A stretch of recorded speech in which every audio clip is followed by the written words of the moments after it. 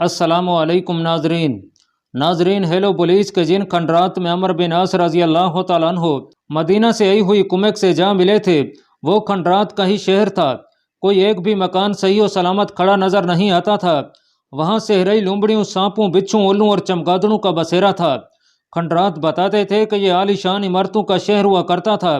इस शहर का शुमार मिस्र के चंद एक अजीम शहरों में होता था। हेलोपोलिस यूनानी लफ्ज़ है। इस शहर का ये नाम किसी दौर में यूनानियों ने रखा था। इसके बाद मिस्र एक से दूसरे और दूसरे से तीसरे बादशाह की झोली में गिरता चला आया और उन फातहीन में से किसी ने हेलोपोलिस का नाम ऐन उल शम्स रख दिया, जो आगे चलकर ऐन शम्स बन गया। अब इस शहर में कोई आबादी नहीं थी। सदियों बाद जिन इंसानों ने इन हेबतनाक खंडरात में जा डेरे डाले थे, वो अरब के ये मुजाहिदीन थे और उनके साथ मिस्री बद्दू थे।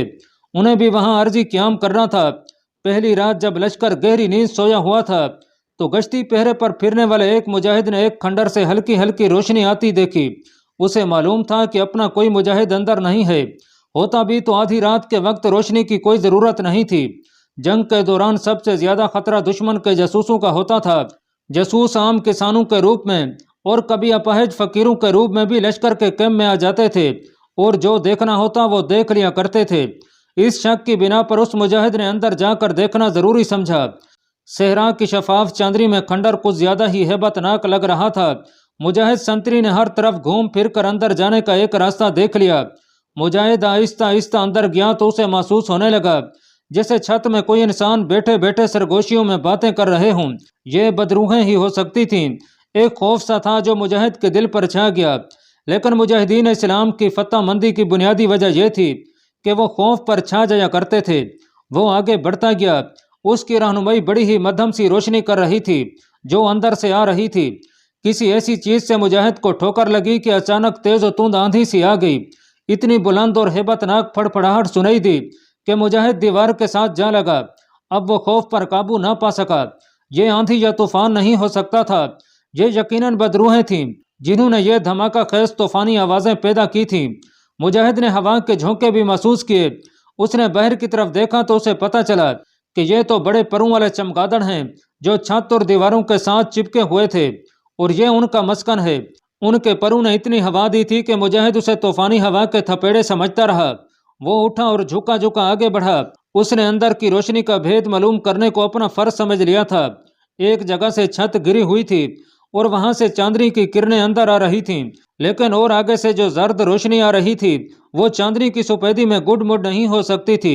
मुजाहिद गिरी हुई छत के मलबे पर चढ़ा और जब आगे गया तो एक दरवाज़ा नजर आया जिसके कवाड़ नहीं थे।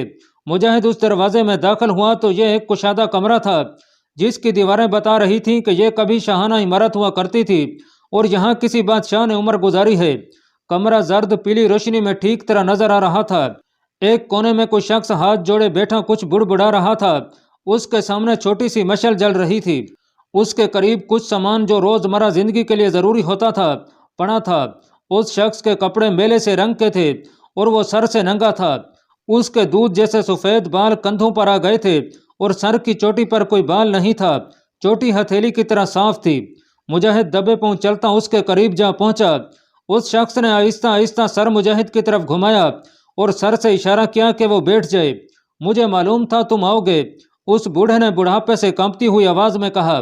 मैं अरब के इन मेहमानों के इंतजार में था। तुम आ गए, तुम्हें आना ही था। पहले ये बता मेरे बुजुर्ग मोहतरम, मुजाहिद ने पूछा, क्या तू जिंदा है या जो इस दुनिया से उठ गए हैं उनमें से किसी की रूह है? मैं तुझे बदरू नहीं कह रहा हूँ, रूह पाक होती है और तेरा चेहरा बता रहा है कि तेरा वजूद बदी से पाक है। मैं अभी जिंदा हूँ, बूढ़े ने कहा। बड़ी मुद्दत बाद मेरी जबान हरकत में आई है। मैं किसी से नहीं बोलता, कोई मेरे साथ बात नहीं करता। क्या यहाँ कोई और आया करता है? मुजाहिद ने पूछा। हाँ, बूढ़े ने रेशागीर आवाज में जवाब दिया। यहाँ से थोड़ी थोड़ी दूर दो गाँव हैं, वहाँ से तीसरे चौथे रोज एक दो आदमी आते हैं और कुछ खाने पीने के लिए दे जाते हैं। अय बुजुर्ग, मुजाहिद ने कहा, तू उनके पास ही क्यों नहीं चला जाता? यहाँ अकेले पड़ा क्या कर रहा है? इबादत, बूढ़े ने जवाब दिया। खाको खून की दुनिया से ताल्लुक तोड़कर यहाँ बैठा हूँ। बहुत ताए सब रुखसत हो गए, अब तेरा लश्कर आया है, क्या मेरा लश्कर भी रुखसत हो जाएगा? मुजाहिद ने पूछा। नहीं, बूढ़े ने जवाब दिया। तेरा लश्कर रुखसत होने के लिए नहीं आया, बल्कि उन्हें रुखसत करने के लिए आया है जिन्होंने अपने आप को इंसानों का बादशाह समझ लिया था। फिरौन खुदा बन गए थे, कहाँ हैं वो? सब रुखसत हो गए। कमरे में हल्की हल्की चिड़चिड़ और धीमी धीमी फड़फड़ाहट सुनाई देने लगी। मुजाहिद ने ऊपर और हर तरफ देखा। चमगादड़ वापस आकर छत्तू में बैठ रहे थे। कुछ आवाज़ें गुलाम गर्दश से भी आ रही थीं। फिजा बड़ी ही पुरअसरार थी और बार बार यही ख्याल आता था कि यहाँ मरे हुए लोगों की रूहें रहती हैं। मुजाहिद उस सफ़ेद रीछ ज़ईफ़ुल उमर से कोई और बात करने ही वाला था कि उसका दिल तेज़ी से धड़कने लगा और खौफ की एक लहर उसके वजूद में दौड़ गई। वो इसलिए कि उसे सामने वाली दीवार के साथ एक स्याह काला सांप रेंगता नजर आया, जिसका रुख उनकी तरफ नहीं बल्कि दूसरी तरफ था। वो देखो सांप, मुजाहिद ने घबराई हुई आवाज में कहा। मैं हर रोज देखता हूँ, बूढ़े ने ला ताल्लुक से लहजे में कहा। हम इकट्ठे रहते हैं। सांप सिर्फ उस इंसान को डसता है जो इंसान खुद सांप बन जाता है। यहाँ एक ही नहीं 3-4 सांप रहते हैं। मैंने उन पर जाहिर कर रखा है कि मैं इंसान हूँ और इंसान किसी को नहीं डसा करते।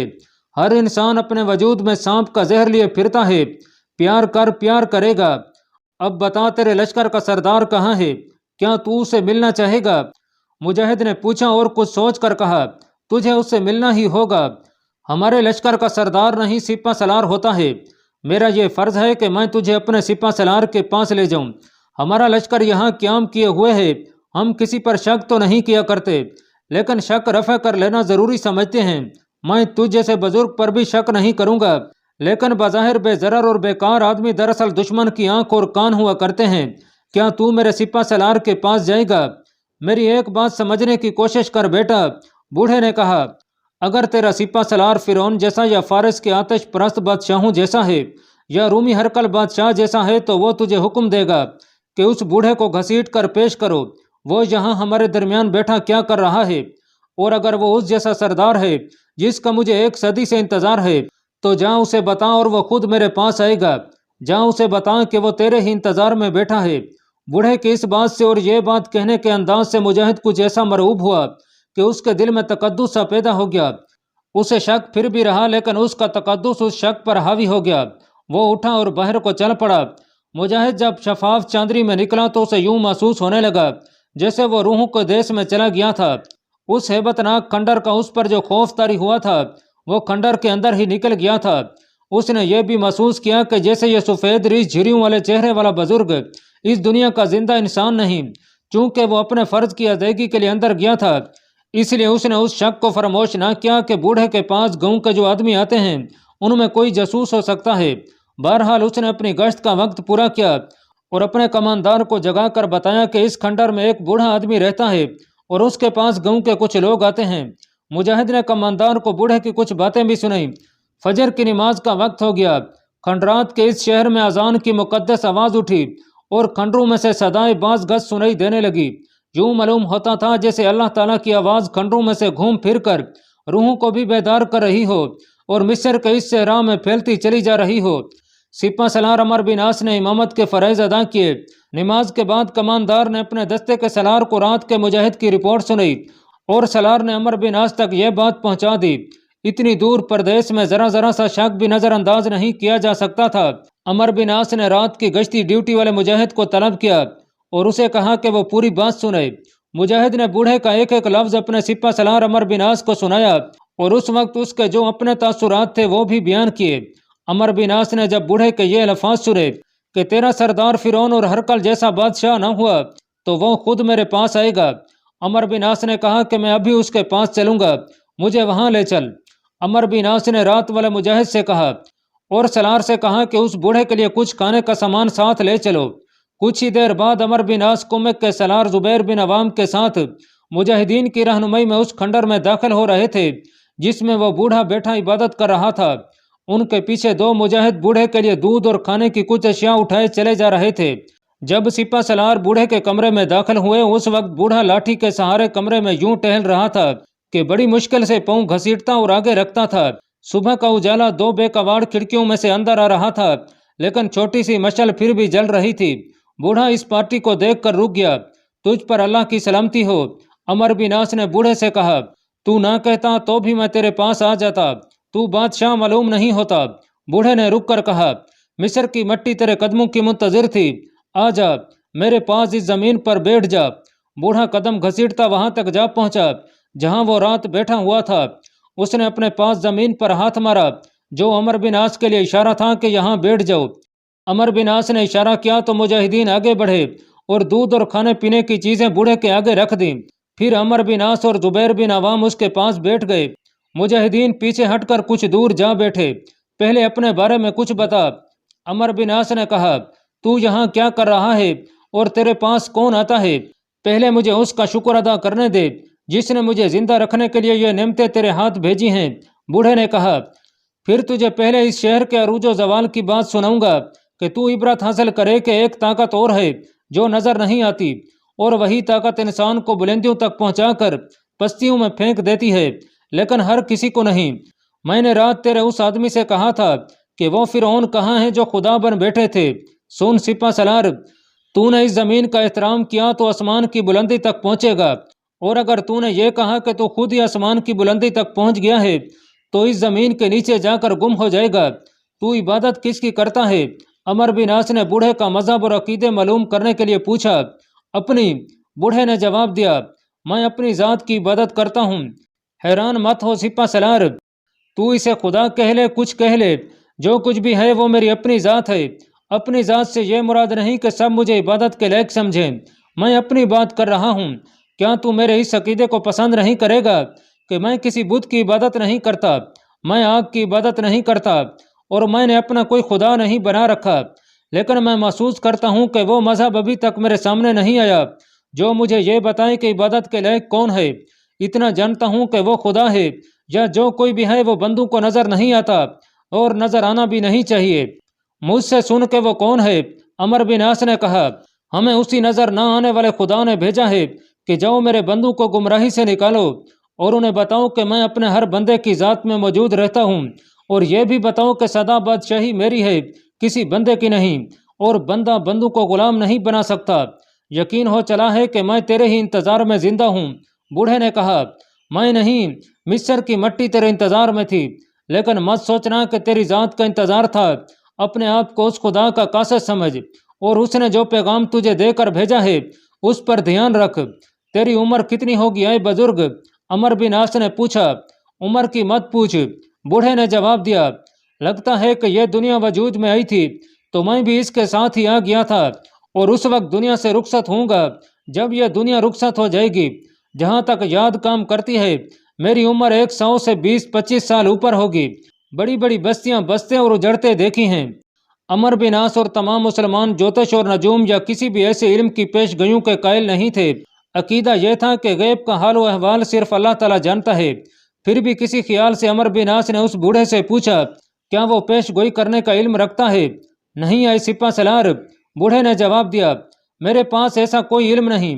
दुनिया देखी है और वही कहता हूँ जो देखा है और देख रहा हूँ। गुमराह को देखकर कौन पेश गोई नहीं कर सकता कि यह शख्स तबाही के गड्ढे में गिरेगा, और जिनके अमाल नेक और बनी नु इंसान की मोहब्बत के हामिल होते हैं उनके मुतालिक कोई भी शख्स पेश गोई कर सकता है कि यह शख्स बुलंदियों की तरफ जा रहा है। मैं समझता हूँ तूने यह क्यों पूछा है। मैं तुझे पहले ही इस सवाल का जवाब दे चुका हूँ। तेरा यहाँ मेरे पास आना और इस मट्टी पर मेरे साथ बैठना इस अमर की दलील है कि फतह तेरी होगी, और तूने इसे अपनी ज़ाती फतह समझकर खुद ही इनाम हासिल करने की कोशिश की तो फिर पेश गोई उलट जाएगी। इस शहर के बारे में कुछ बता, अमर बिन आस ने पूछा। यह शहर, बूढ़े ने कहा, यह शहर अजमत की यादगार भी है और इबरत का निशान भी। लगता है जैसे यह शहर फिरौनों ने मेरी आंखों के सामने आबाद किया था, और इस शहर की इमारतों और शाहाना मकानों में अपनी पूरी शहनशैयत और कुदरत का तमाम तर हुस्न समो दिया था। उन्होंने इस शहर का नाम ऐनुल शम्स रखा था। मुझे इस शहर के जोबन और अरूज का किस्सा मेरे अबाऊ अजदाद ने और उन्हें उनके अबाऊ अजदाद ने सुनाया था। मेरे बाप दादा मजहबी पेशवा थे और मजहबी पेशवाई मुझे वर्षे में मिली है, लेकिन आगे चलकर मैं अकीदों में उलझ गया और कुछ अरसा तो यूं गुजरा कि समझ ना सका कि इबादत करूं तो किसकी करूं। यह मेरा ज़ाती मामला है। मैं तुझे इस शहर की दास्तान सुना रहा हूँ। जाने दे इस बात को कि यूनानी यहाँ कब और कैसे आए। मैं सिर्फ ये बताता हूँ कि यह शहर मुख्तलिफ अलूम का मरकज़ बन गया था। यूनान के मशहूर फ़लसफ़ी अफलातून, अरस्तू और सकरात इसी शहर में आकर इल्म व फजल से फैज़ याब हुए थे, उन्होंने फ़लसफ़े और हयत की तालीम यहीं से हासिल की थी। अजीब बात सुन, फ़िरौनों का ज़वाल शुरू हुआ तो इस शहर का अरूज शुरू हो गया। फ़िरौनियत पर नज़ा का आलम तारी हुआ तो इस शहर में मुख्तलिफ मजहबों और मजहबी अकीदों की इबादत गाहें उभरने लगीं, मीनार और गुंबद नजर आने लगे और उनसे शहर के हुस्न में इजाफा हो गया। मुख्तलिफ मजहबी शख्सियतों ने यहाँ के मदरसों से तालीम पाई थी और सारे मिस्र में और इर्द गिर्द के ममालिक में फैलाई।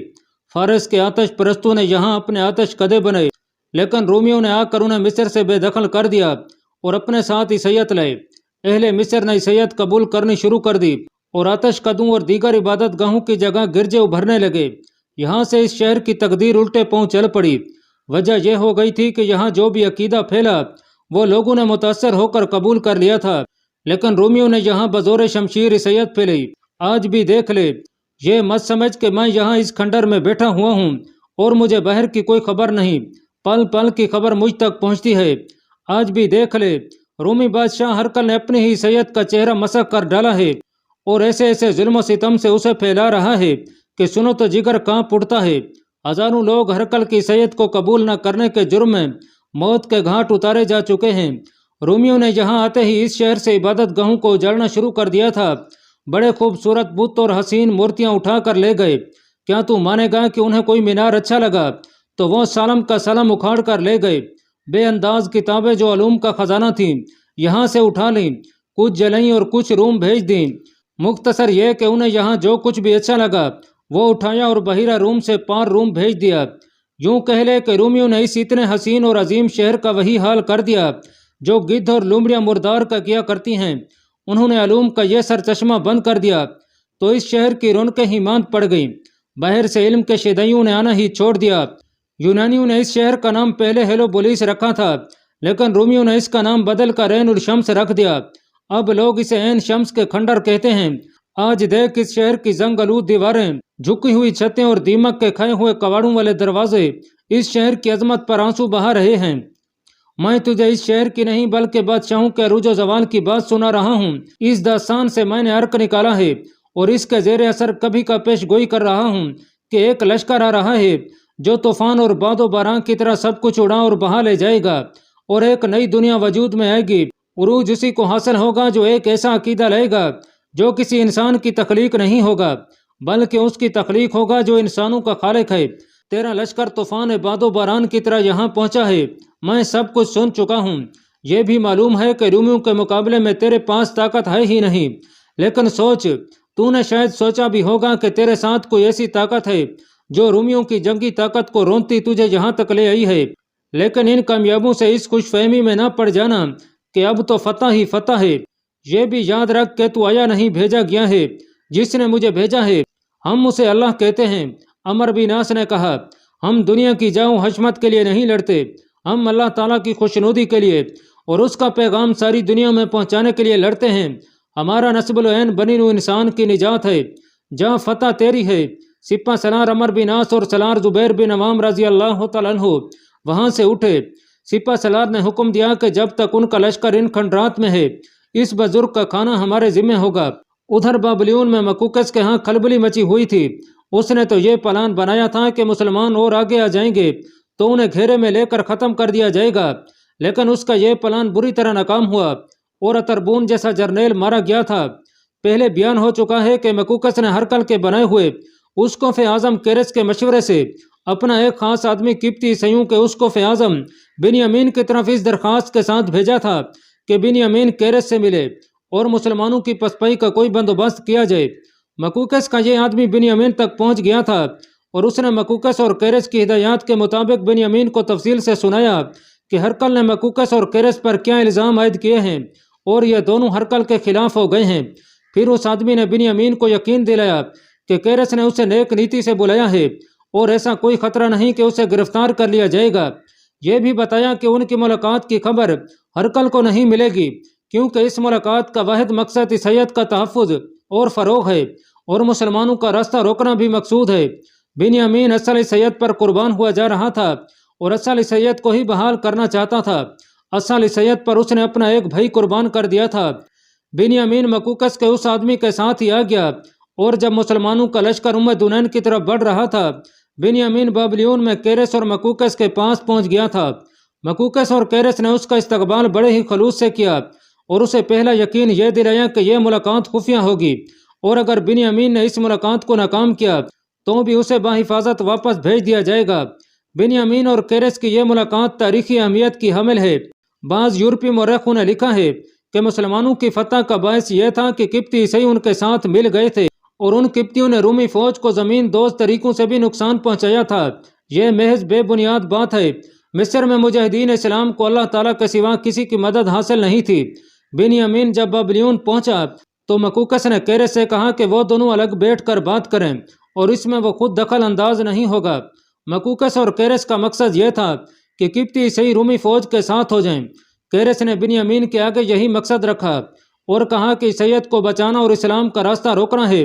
बिन्यामीन ज्यादा जोर इस बात पर देता था कि जब तक हरकल जिंदा है वो अपनी सैयद से दस्तबदार नहीं होगा, न किसी को दस्तबदार होने देगा। कैरस ने उसे बताया कि हरकल अब असर अंदाज नहीं हो सकेगा। मकूकस ने यहाँ तक कहा कि हरकल ने बेजा दखल अंदाजी की तो उसे मजबूर कर दिया जाएगा कि वो मिस्र से दस्तबदार हो जाए और अपनी सैयद को संभाल कर रखे। मकूकस ने उन दोनों मजहबी पेशवाओं को अलग बैठकर बात करने को तो कह दिया था, लेकिन उन्हें यह ना बताया कि वो खुद क्या सोच रहा है। उसने हरकल को बलबीस के किले की फतह की खबर सुना दी थी और फिर यह खबर सुनाई कि मुसलमान नील तक पहुंच गए हैं और तरबून के बाद उसका एक और मंजूर नज़र जर्नेल हन्ना भी मारा गया है। मकूकस को मालूम था कि हरकल का रद्द अमल क्या होगा। मकूकस को यह भी शिकायत थी कि हरकल बजंतिया से मिस्र के लिए इमदादी फौज नहीं भेज रहा। इतनी शिकस्तों के बाद मकूकस को यह तवक्को थी कि हरकल उसे मिस्र की फर्मा रवाई से माजूल कर देगा।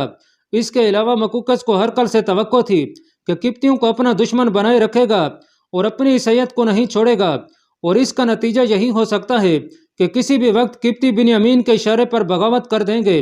बिन्यामीन और कैरस अलग बैठे गुफ्तो शनीद कर रहे थे। मकूकस ने अपने जर्नेल थियोडोर को बुला लिया और अपने खास कमरे में जा बैठा। थियोडोर के साथ मकूकस की राजदारी थी।